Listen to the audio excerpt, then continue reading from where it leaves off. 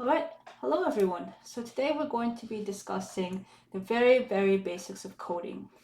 Coding is how we analyze data when we're doing qualitative research. So a lot of us in medicine are trained in quantitative research, which is using numbers and statistics and p-values to try and figure out some truth, try and figure out some answer. Does drug X work? Yes or no? What is the p-value? What is the number or the numbers that we're looking at? On the flip side, qualitative research, which is often used in medical education, is more focused on experiences, more focused on perceptions. And the way that we study these things is to use words, to use ideas and thoughts. Often, qualitative research will use narratives, interviews, focus groups, transcripts, these kind of things. And today I'm going to be walking you through a very basic coding for a fictional transcript. So here you can see I've put in just a transcript that I made up for the purposes of showing this example. So what I've done here is I've gone in, so I'm in Microsoft Word, I have my table, and I've put in a 3x2 table into the Microsoft Word. In the first row up here, I have a couple of headings, transcription, codes, and then notes, and we'll go through each of those one by one. And then in the bottom boxes, in the transcription box, I've put the entirety of the transcript. So here, this is just an example. So I just have one question from the interviewer and then the participant's response. So when we're doing a coding analysis, the first thing you want to do is go through and read the transcript. I'm not going to read it with you. I'll just go through it very slowly so you can read and just get a sense of what the participant is saying, get a sense of what the transcript is about. And you can pause the video if you need to, if I'm scrolling too fast.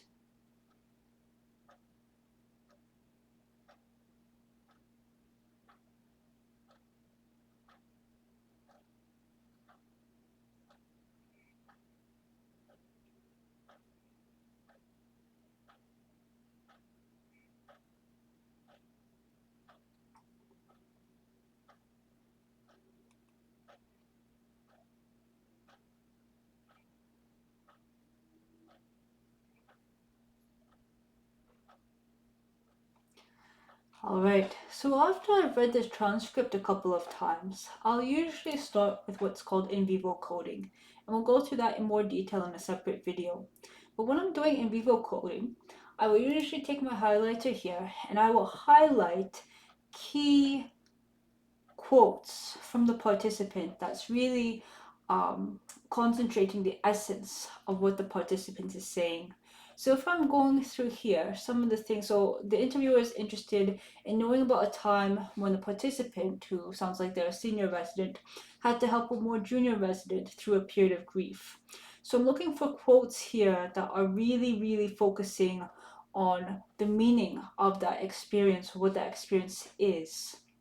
So one thing might be that it often, okay, let me see if I make it work. It often falls on the senior resident to run the team if the attending is not always around. That's a key, potential key source of meaning in this transcript. Scrolling through as well, and everyone who does this may read things a little differently. That's why in qualitative research there are a lot of checks in place to make sure that one person's perceptions or subjectivity is not derailing the project, depending of course on the methodology and the type of project that you're doing. So let's see, what else have we got here? So here, this is a good one. I think as the senior resident, it's part of the job to help guide junior learners in this situation. That's a nice summary statement. Then she or he goes into a scenario.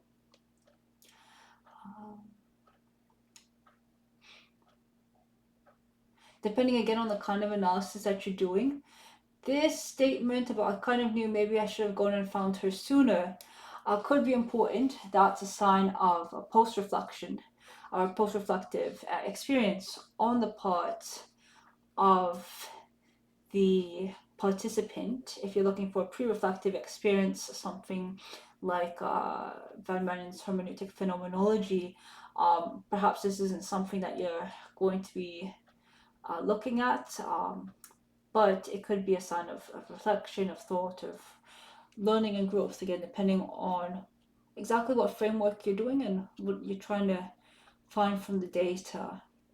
The key way, of course, in this scenario that the senior resident helped the student is through having a conversation.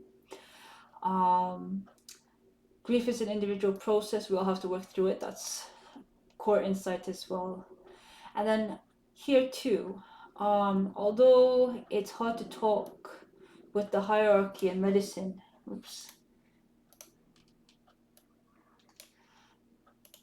this also has the potential to be an important insight.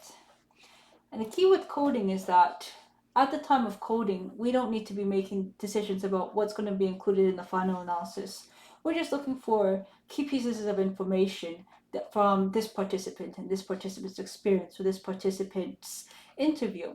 And then at the end, we're going to take all of the codes from all of the transcripts, combine them together, and look for similarities. So the third time that you're going through this, and again, depending on the project you're doing, you may do this different ways. This is the most common way I do it with my projects. So we've done a read through, we've done the In Vivo codes or the quotes, and now we're going to do descriptive codes. So this is where we go through and we write out summaries in a word or a short phrase of what the participant is saying. So here the participant starts by discussing the structure of the CTU team. That's not particularly important to the question we're looking at. Now here, again, and you often find parallels between the quotes that are important and the descriptive codes if you're doing both in vivo and descriptive coding. So here we might say something like senior resident takes leadership role, for example. And again, these are just snippets that we're going to collect and then use to summarize the meaning of the transcript. Scrolling through here still, and we might see here that junior learners can become attached to patients. Again, depending on exactly what your research question is, this may or may not be a relevant point. If our question is how do senior learners help guide junior learners through grief, this might be important to know that maybe junior learners are more attached to patients and more susceptible to grief, but we would need more data to really figure out if that's a key point. Again, here, senior residents have leadership role in guiding junior learners. And even in this fictional piece of a transcript, we can start to see some similarities in the experience that our participant is sharing. So then here we have the story, and we're looking for key takeaways from the story here. We can say senior resident had sense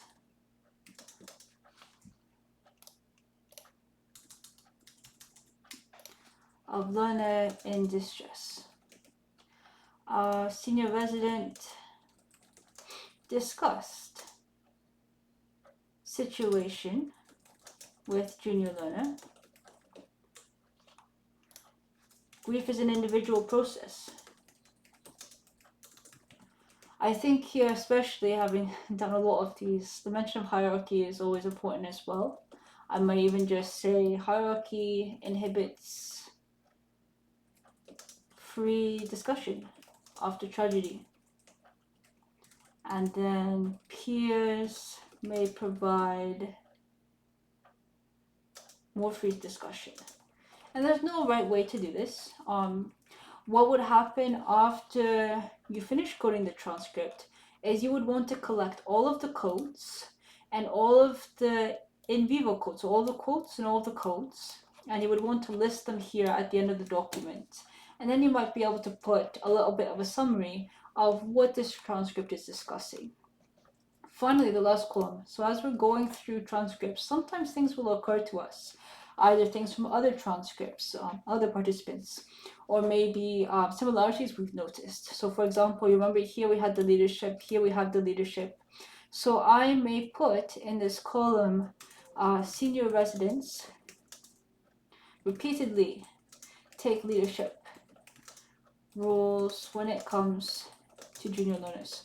So these are not, so in our notes section, these are not codes. So these are not elicited directly from the transcript, but these may be thoughts that we have as the researchers, which could be important as we're coming to the write-up, as we're coming to the analysis, where we're combining all the codes and we're looking for similarities, or when we're writing the discussion and we're trying to hammer home take-home points about why this is important, or what can we do about it to improve the medical education learning environment, for example.